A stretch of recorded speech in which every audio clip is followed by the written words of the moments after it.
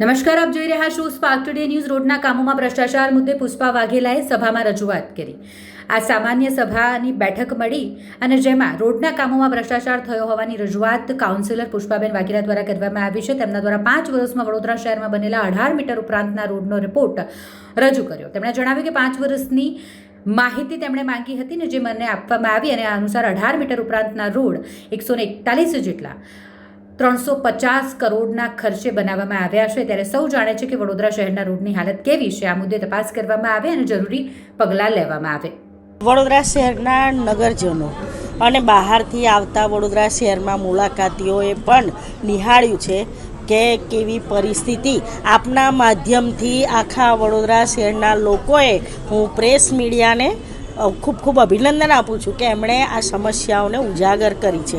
આશ્ચર્યની બાબત એ છે કે છેલ્લા 5 વર્ષનો મેં રોડ પ્રોજેક્ટમાં માંગણી કરી કે મને ખાલી છેલ્લા 5 વર્ષના આંકડો આપો કે રોડ પ્રોજેક્ટ એટલે 18 મીટરથી મોટા રોડ કેટલા રોડ બન્યા વડોદરા શહેરમાં. એટલે એમણે મને કોર્પોરેશને આ લેખિતમાં માહિતી આપી. કુલ 141 રોડ બનાવ્યા રોડ પ્રોજેક્ટમાંથી.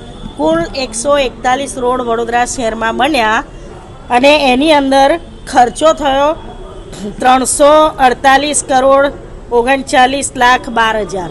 348 કરોડ 39 લાખ 12 હજાર. એમાં પૂર્વ ઝોનમાં 51 કરોડ 86 લાખ 43 હજાર. પશ્ચિમ ઝોનમાં 124 કરોડ 97 લાખ 9 હજાર. ઉત્તર ઝોનમાં 53 કરોડ 25 લાખ 50 હજાર અને દક્ષિણ ઝોનમાં 95 કરોડ 40 લાખ 50 હજાર. તમે વિચારો, વડોદરા શહેરના એક રોડ પર તમે લોકો ફર્યા છો પાણીમાં, પણ એક રોડ એવો સારો હોય. આમાં સ્માર્ટ સિટીના 260 કરોડના રોડ તો નથી આવતા. આમાં જેનું ચૂકવણું નથી થયું એ રોડ નથી આવતા. આમાં ગેરંટી પીરિયડવાળા રોડ છે 2028 સુધીમાં. કયો ઇજારદાર છે કે જેણે આ ખાડા પડ્યા? કેટલા રોડ છે એવા બે ગેરંટી પીરિયડ? ગેરંટી પીરિયડમાં તમામ રોડ છે. આ રોડ 2020થી લઈને છેલ્લે 2024 સુધીના છે.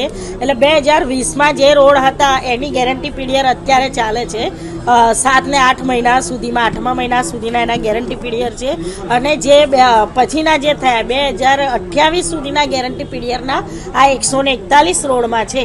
તમે મને એવું કહો, અત્યારે જે ડામર નાખીને ખાડા પૂરવામાં આવે છે એ કોર્પોરેશનના ખર્ચે પૂરે છે. એનો ખર્ચો કોર્પોરેશન કરે છે.